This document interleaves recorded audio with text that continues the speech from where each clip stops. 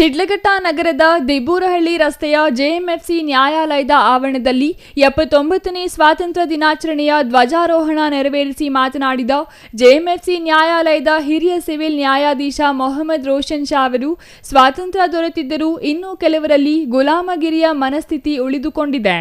ಎಲ್ಲ ಜಾತಿ ಧರ್ಮದವರು ಸಾಮರಸ್ಯದಿಂದ ಕೂಡಿ ಬಾಳಬೇಕು. ಪ್ರಕೃತಿ ಅನುಭವಿಸುವ ಹಕ್ಕು ಎಲ್ಲರಿಗೂ ಇದೆ. ಎಲ್ಲರಿಗೂ ಸಮಾನ ಹಕ್ಕು ಕರ್ತವ್ಯಗಳು ಇವೆ ಎನ್ನುವ ಭಾವನೆ ಬೇಕು. ಇಲ್ಲವಾದಲ್ಲಿ ಸ್ವಾತಂತ್ರ್ಯ ಸಾಂಕೇತಿಕವಾಗಿ ಬಿಡುತ್ತದೆ ಎಂದರು.